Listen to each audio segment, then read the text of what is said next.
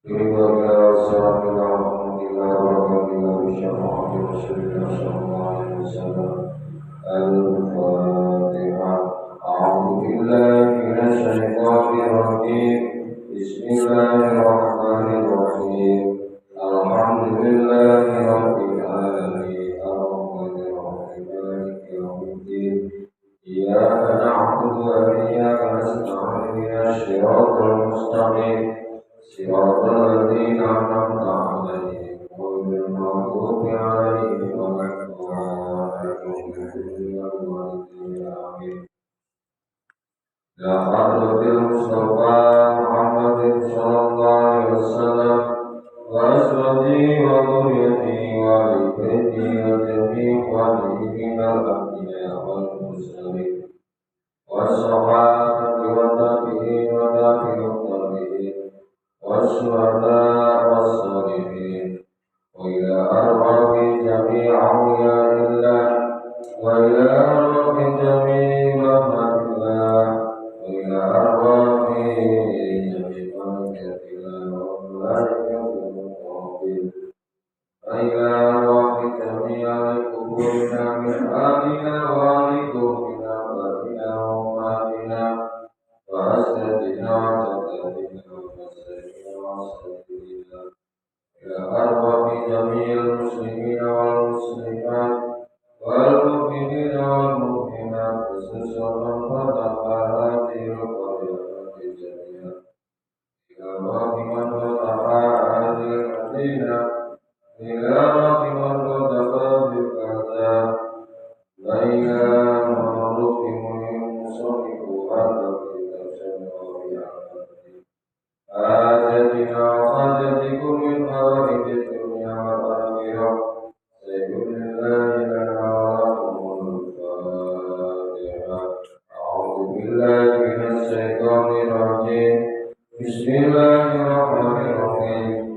الحمد لله رب العالمين الرحمن الرحيم مالك يوم الدين إياك نعبد وإياك نستعين اهدنا الصراط المستقيم صراط الذين أنعمت عليهم غير المغضوب عليهم ولا الضالين.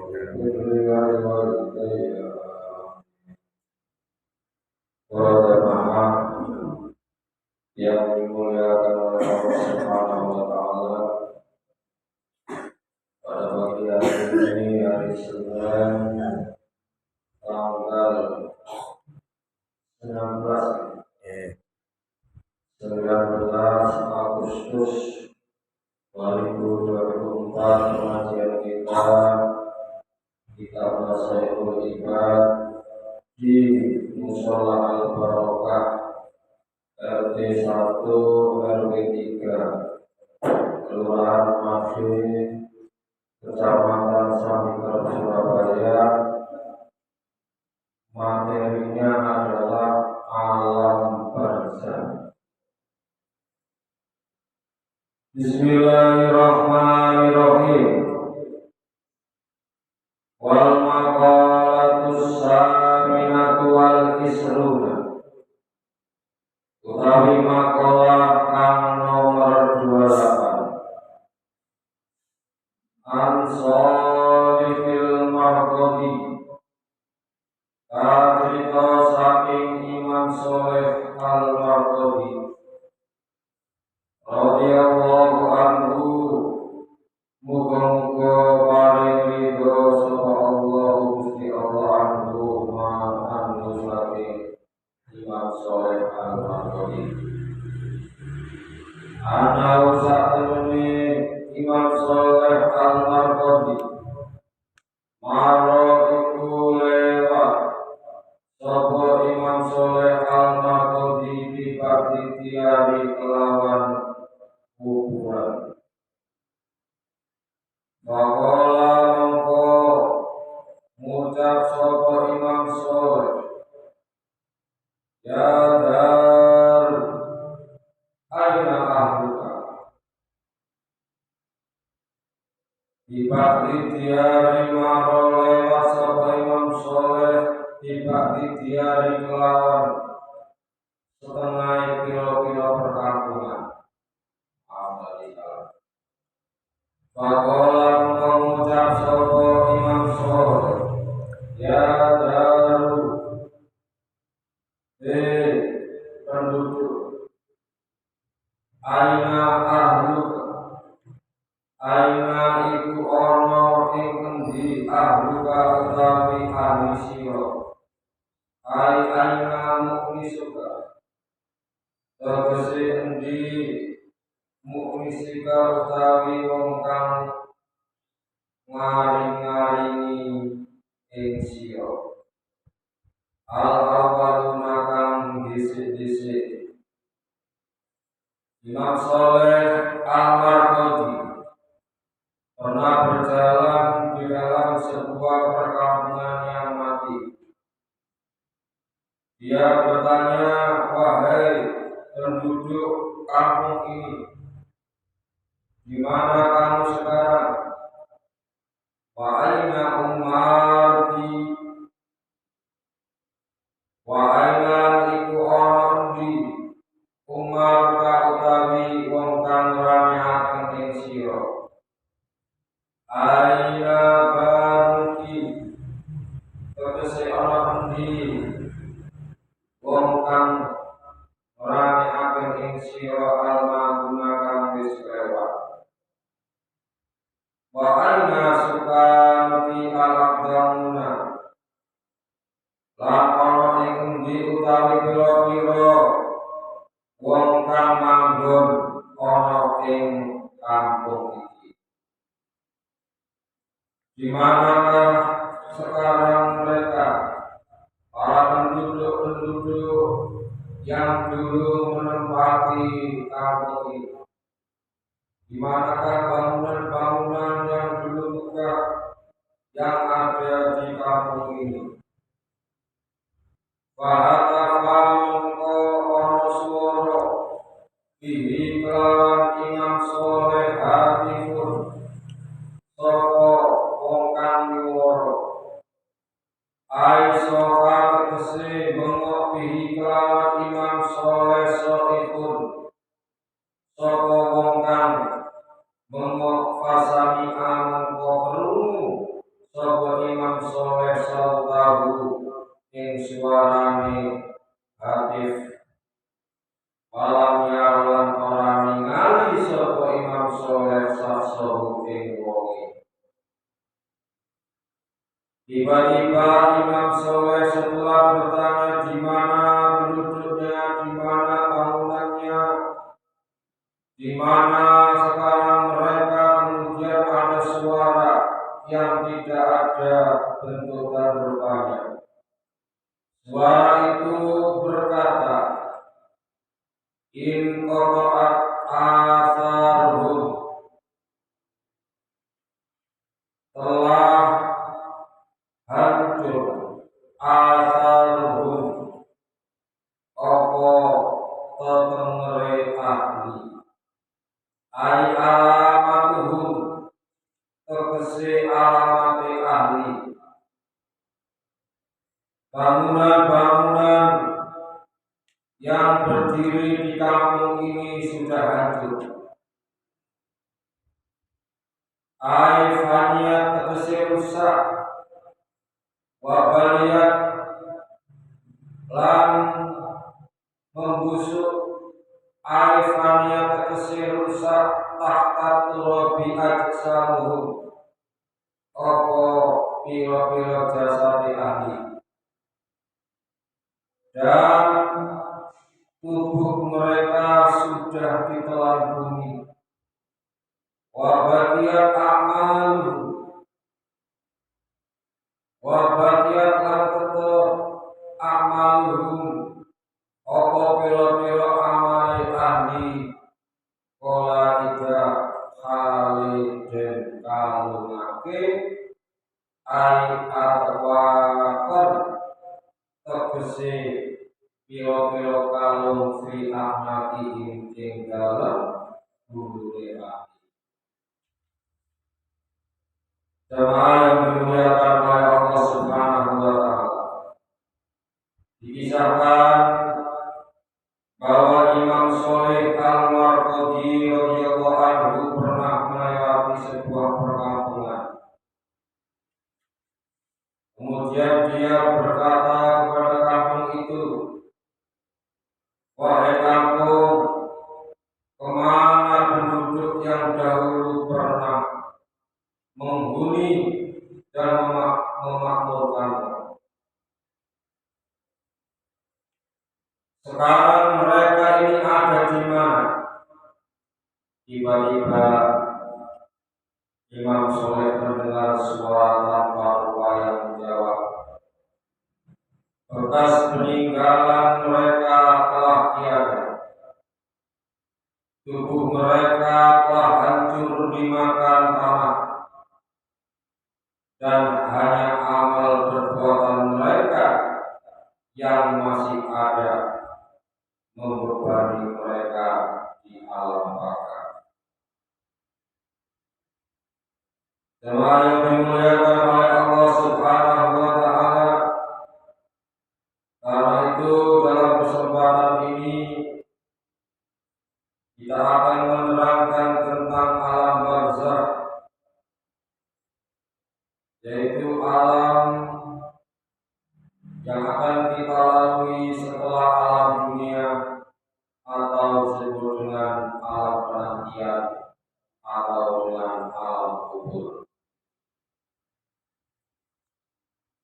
Bagaimana sudut pandang gambaran alam barzakh menurut sudut pandang beberapa sudut pandang yang akan kita pelajari.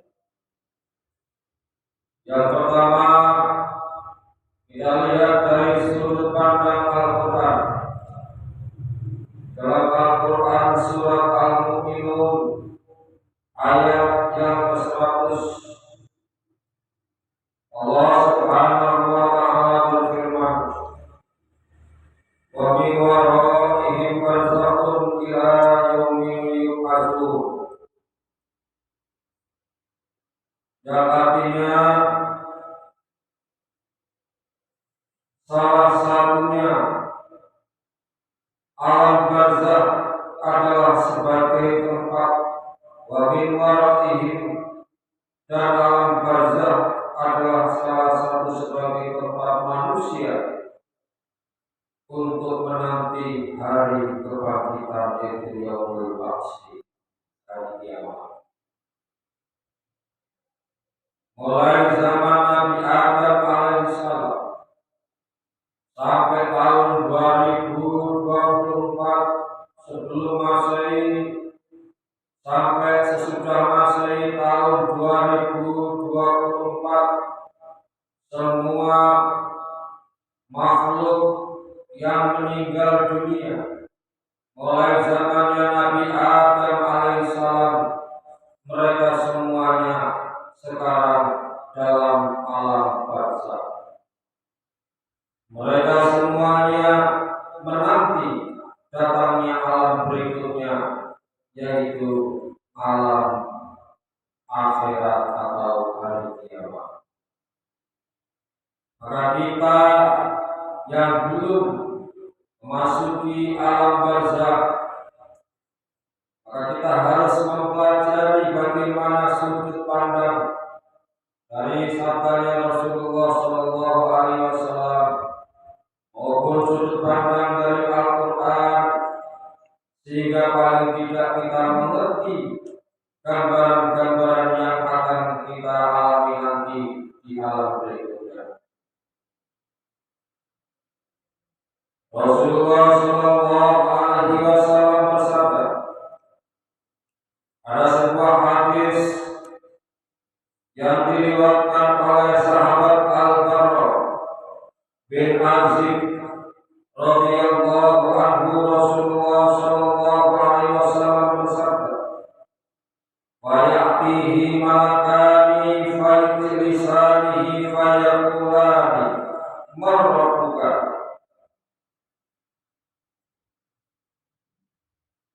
Kemudian dua malaikat mendatanginya dan mendudukkannya Lalu keduanya bertanya, siapakah Tuhanmu? Siapakah kedua malaikat itu? Yaitu malaikat Munkar dan malaikat Nakir. Malaikat Munkar dan Nakir kemudian mendudukkan orang yang telah meninggal tersebut. Lalu dia ditanya oleh malaikat Munkar dan Nakir. Pertanyaan yang pertama, Man Rabbuka? Siapakah Tuhanmu? Siapakah Gustimu, Pangeranmu?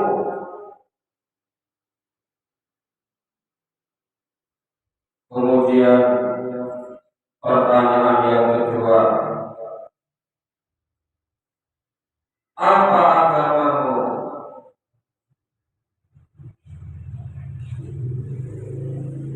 Pertanyaan yang pertama, Rabbi Allah, Tuhanku adalah Allah. Pertanyaan yang kedua, Ma dinuka? Apa agamamu? Apa kepercayaanmu? Fayaqulu dini al-Islam. Agama saya adalah agama Islam. Kemudian pertanyaan yang ketiga, Fayaqulani, wahai si Malik, kamu maha rajul alladhi ba'asu fikum. Kamu apakah kenal siapa manusia yang diutus kepadamu? Maka dia menjawab, Rasulullah, dia adalah utusan Allah. Artinya setiap generasi demi generasi nabinya dan sama, maka umat-umat yang terdahulu yang umatnya Nabi Adam menjawab Rasulullah, maka umat-umat sesudah Nabi Adam seperti umatnya Nabi Idris mengatakan Rasulullah. Maka setiap dari generasi ke generasi mempunyai nabi-nabi yang lain, juga sama mereka adalah utusan Allah. Dan kita umatnya Nabi Muhammad menjawab Muhammad Rasulullah. Kemudian pertanyaan yang keempat, wa yaqulani lahu, Malik, wa ma yudrika, apa yang menjadi landasan ilmumu? Wa yaqulu, qara'tu kitab Allah, saya membaca kitabnya Allah. Tidak menjawab Al-Quran, akan tetapi saya membaca kitabnya Allah sebab kitabnya Allah tidak hanya Al-Quran. Mulai zamannya Nabi Adam alaihissalam sampai zamannya Nabi Muhammad sallallahu alaihi wasallam, berbagai macam kitab yang diturunkan oleh Allah kepada para nabi-nabinya. Karena itu jawaban yang keempat adalah qara'tu kitab Allah, saya membaca kitabnya Allah. Fa'amantu bihi, kemudian saya mengimaninya. Wa saddaqtu, dan saya membenarkannya. Setelah tahu jawaban empat yang dijawab oleh si mayit tersebut benar semuanya, maka tiba-tiba ada suara,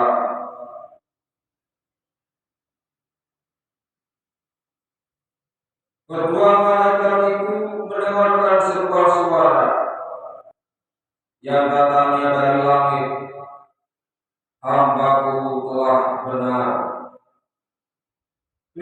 dia hamparan dari surga, dan berilah dia pakaian dari surga. Kemudian si mayit itu dihamparkan surga dan diberi pakaian surga. Bukalah sebuah pintu untuknya ke surga. Maka datanglah kepadanya bau dan wangi surga, dan diluaskan baginya di dalam kuburnya sejauh mata memandang. Dan kemudian dia melihat seorang laki-laki yang berwajah tampan kepadanya dan berpakaian yang bagus, beraroma dan wangi. Lalu dia berkata kepada si mayit tersebut, "Bergembiralah kamu dengan apa yang menyenangkanmu. Inilah harimu yang kau telah dijanjikan kepadamu." Maka roh itu bertanya kepadanya, "Siapa kamu sebenarnya?" "Wajahmu adalah wajah yang membawa kebaikan." Maka orang itu menjawab, "Saya adalah amalmu yang soleh. Aku adalah perbuatanmu yang dulu kamu lakukan di dunia." Maka roh itu kemudian berkata, "Ya Allah, ya Rabbi, cepatkanlah hari kiamat itu datang, agar aku bisa berkumpul kembali dengan istriku dan hartaku." Kemudian pertanyaan ini juga akan dilontarkan kepada orang-orang yang lain yang tidak beragama Islam. Hal itu sebagaimana yang dijelaskan oleh Nabi Shallallahu Alaihi Wasallam. "Wa yaqihi malakani wa yujlisanihi fayaqulani." Kemudian rohnya dikembalikan di dalam jasadnya, dan dua malaikat mendatanginya dan mendudukkannya. Kemudian malaikat bertanya, "Siapakah rohmu?" Orang itu menjawab, "Aku tidak tahu." Kedua malaikat itu bertanya lagi, "Apakah agamamu?" "Aku tidak tahu." Kedua malaikat itu bertanya lagi yang ketiga, "Siapakah laki-laki yang telah diutus kepadamu?" "Aku juga tidak tahu." Maka kemudian datanglah sebuah suara yang berseru dari langit yang berkata, "Hamba-Ku telah berdusta. Berilah dia hamparan dari neraka, dan bukalah sebuah pintu untuknya ke neraka." Maka panas neraka dan asapnya datang mendatanginya, dan kuburnya disempitkan sehingga tulang-tulang rusuknya berhimpitan.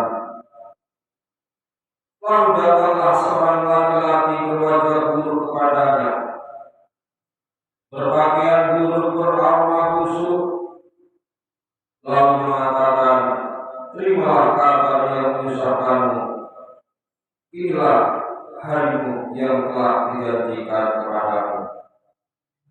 Maka orang itu berkata, "Siapakah kamu sebenarnya?" "Wajahmu adalah wajah yang membawa keburukan." Maka orang itu menjawab, "Aku adalah amalmu yang buruk ketika kamu ada di dunia." Maka orang itu pun berkata, "Ya Rabbu, janganlah kau tegakkan kiamat, karena mereka takut akan datangnya hari pembalasan."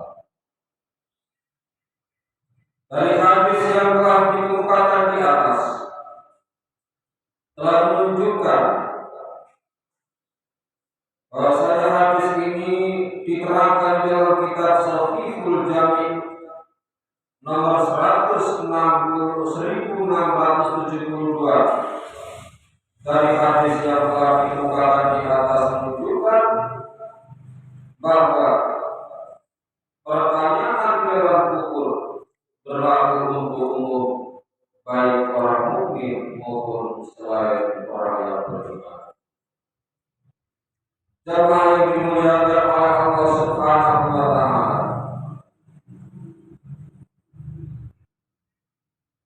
adapun tempat ruh setelah dicabut dibedakan menurut keadaan manusia dan jabatan manusia di dunia. Adapun tempat ruhnya para nabi, tempat ruh setelah dicabut maka dikatakan dalam sebuah riwayat ada di dalam sangkakala. Di dalam sangkakala itu terdapat lubang sejumlah semua makhluk yang bernyawa yang diciptakan sampai hari kiamat. Jika dia mendapatkan kenikmatan maka dia ada di sana sangkakala itu, dan jika dia disiksa maka dia ada di sana di sangkakala itu. Dalam kitab Baqaul Akhbar diceritakan bahwa ruh-ruh orang-orang mukmin ada di lambung burung-burung hijau di dalam surga ini, sedangkan ruh-ruh orang-orang kafir berada di lambung burung-burung hitam di dalam neraka. Dikatakan bahwa dalam sebuah riwayat bahwa ruh-ruh orang-orang mukmin tatkala dicabut maka malaikat rahmat membawanya naik ke atas langit ketujuh dengan dimuliakan dan diagungkan. Lalu menyerulah yang menyeru dari Zat yang Maha Pengasih, tulislah ruh itu di dalam surga ini. Kemudian kembalilah ruh itu, kembalikan ke bumi. Maka ketika itulah roh itu tahu dirinya dimandikan, tahu dirinya dikafani, tahu dirinya dikubur, dan dia mengikutinya dari belakang. Riwayat berkata melanjutkan bahwa riwayat para malaikat rahmat mengembalikan ruhnya ke dalam jasadnya dan dibuka baginya pintu menuju surga. Ia pun melihat tempatnya di dalam surga sampai hari kiamat. Semoga kita semuanya termasuk tergolong orang-orang yang mukmin. Sedangkan ruhnya orang-orang yang masih disebut tidak beriman, maka malaikat tatkala dicabut maka malaikat siksa membawanya ke langit dunia. Namun pintu-pintu langit pun ditutup karena kedatangannya. Lalu malaikat azab diperintahkan untuk mengembalikan roh itu dalam tempat berbaringnya di jasadnya. Disempitkanlah kuburnya dan dibuka baginya pintu menuju neraka. Ia pun melihat tempat duduknya di dalam neraka sampai hari kiamat tiba. Berdasarkan sabda Nabi Muhammad sallallahu alaihi wasallam, hatta annahum la yasma'una sauta ni'alikum wa innama mana'u anil kalam, sehingga sesungguhnya mereka orang-orang yang sudah meninggal mampu mendengar suara sandal-sandal kalian, hanya saja mereka dicegah untuk berbicara. Sebagian orang-orang ahli hikmah ditanya tentang tempat para ruh setelah kematian itu, mereka menjawab, satu, sesungguhnya ruhnya para nabi ada di dalam surga. Ruh-ruh itu menenteramkan jasad-jasadnya di dalam liang lahat, sedangkan jasad-jasadnya dalam keadaan bersujud kepada Allah Subhanahu wa Ta'ala. Kemudian gambaran ruhnya para syuhada, orang-orang yang mati syahid, ada di dalam surga Firdaus, di tengah surga, di dalam lambung-lambung burung hijau yang terbang di dalam surga. Kemanapun dia terbang, dia akan mengikutinya. Kemudian dia mendatangi pada lampu-lampu yang digantungkan di atas. Kemudian gambaran yang ketiga, ruhnya anak-anak yang mati kecil dari orang Islam, ada di dalam lambungnya burung-burung pipit surga. Sedangkan ruh-ruhnya anak-anak kecil yang masih belum masuk Islam, masih dari ayahnya yang musyrik, dia berputar-putar di dalam surga. Dia tidak punya tempat sampai hari kiamat. Kemudian mereka melayani orang-orang yang beriman atau disebut dengan pelayan surga, yaitu ular. Kemudian gambaran yang berikutnya, ruhnya orang-orang yang beriman, yang masih memiliki hutang, tanggung jawab, memiliki dulu pernah menganiaya seseorang, namun dia sudah disebut beriman menurut Allah Subhanahu wa Ta'ala. Mereka tergantung di angkasa, dia bisa sampai ke surga. Tergantungkan di angkasa, tak bisa sampai ke surga, dan tidak pula ke langit sampai dilunasi utang-utangnya dan membalas perbuatan aniaya.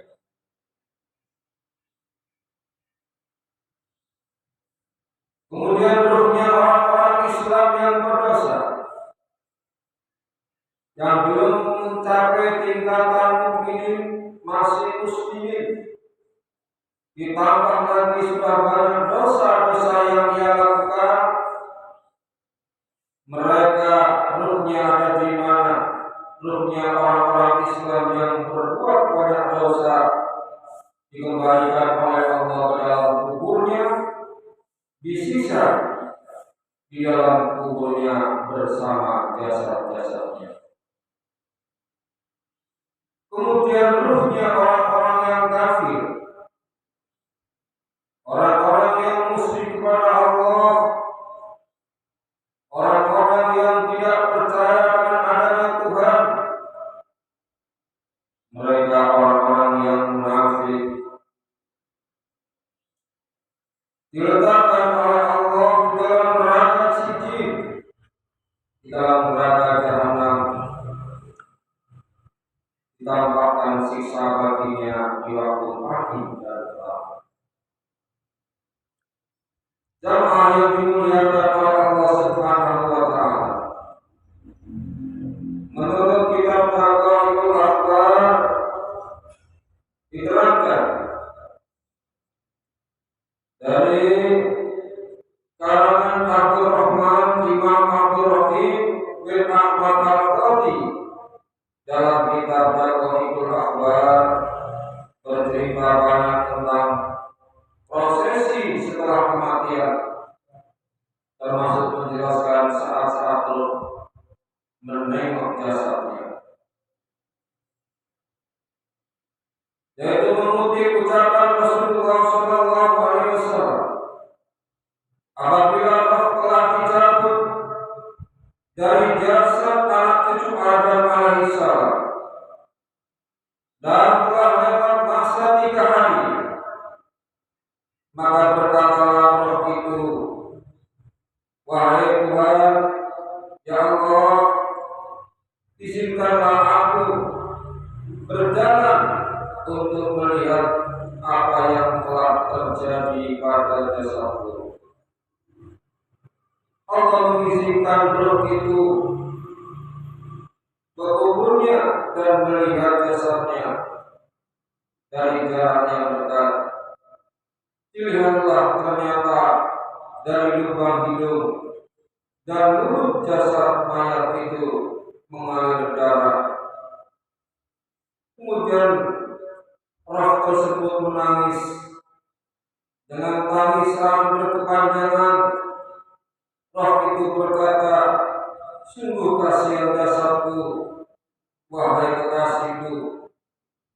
Jika kamu ingat masa hidupmu, bahwa tempat ini adalah tempat yang keras, tempat bencana, tempat kesusahan, tempat kesedihan, dan tempat penyesalan. Kemudian di hari yang kelima, ketika ketika orang-orang di kampungnya sedang melaksanakan tahlil, di hari yang kelima roh itu pun meminta izin lagi kepada Allah. Ya Allah, izinkan aku melihat jasadku lagi. Kemudian Allah mengizinkan roh tersebut mendatangi kuburnya dan melihat jasadnya dari dekat. Ternyata jasadnya mengeluarkan apa itu, melalui lubang hidung, mulut, dan telinganya mengalirkan darah yang bercampur dengan nanah yang tebal. Roh itu pun kembali menangis. Saya berkata, sungguh kasihan jasadku. Bukankah aku waktu hidupmu ada peringatan bahwa tempat ini adalah tempat kesedihan, tempat kesusahan dan cobaan, ular-ular mencacing dan kalajengking benar-benar memakan dan merobek kulit dan seluruh anggota tubuh. Kemudian pada hari yang ke-7, roh itu pun kembali memohon izin kepada Allah. Ya Allah, izinkanlah aku melihat jasadku kembali. Allah kemudian mengizinkan roh tersebut melihat jasadnya. Roh berkelana ke kubur dari jarak yang dekat, melihat jasadnya. Dari jasad terdapat banyak ular, masing-masing menggerogoti sehingga jasadnya hancur, tidak berbentuk lagi. Roh menangis sambil berkata, wahai jasadku, tidakkah kamu ingat masa-masa hidupmu, anak-anakmu, teman-temanmu, kerabat-kerabatmu, pasangan hidupmu, sahabat karibmu, dan tetangga baikmu? Mereka semua bersedih sebagaimana aku menangis. Menurut riwayat dari sahabat Abu Hurairah, ketika seorang mukmin meninggal dunia, maka rohnya berputar-putar di sekitar rumahnya selama 1 bulan.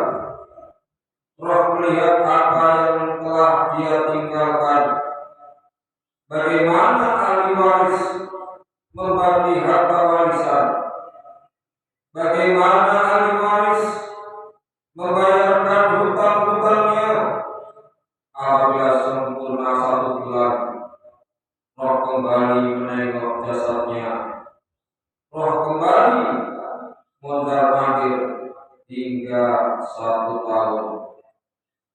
Selama itu dia mengetahui siapa pula yang mana siapa pula dari keluarganya yang membantunya, yang mendoakannya setelah genap 1 tahun roh tersebut menetap di alam arwah bersama roh-roh yang lain sampai hari kiamat tiba, yaitu di tiupnya sangkakala. Jemaah yang dimuliakan oleh Allah Subhanahu wa Ta'ala. Adapun di dalam permasalahan yang kita hadapi seperti ini dalam 1 tahun, yaitu 360 hari, 1 hari di akhirat sama saja dengan 1000 tahun di dunia. Berarti 80 tahun di akhirat sama dengan 28.800 tahun di dunia. Jemaah yang dimuliakan oleh Allah Subhanahu wa Ta'ala. Salah satu hadis yang diriwayatkan oleh Abu Sa'id Al-Khudri radhiyallahu anhu mengutip perkataan Rasulullah sallallahu alaihi wasallam yang bersabda sebagaimana berikut: bagaimana aku bisa bersenang-senang sedang malaikat yang memegang sangkakala telah memasukkan sangkakalanya ke mulut dan dia hanya menunggu perintah, kapan diperintah meniup maka dia akan meniupnya. Disampaikan oleh Al-Albani dalam Sahih At-Tirmidzi.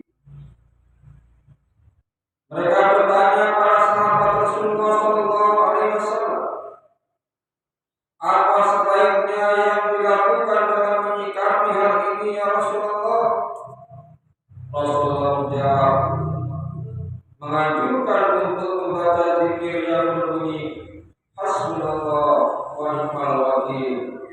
Cukuplah Allah bagi kami dan Dia sebaik-baik pelindung.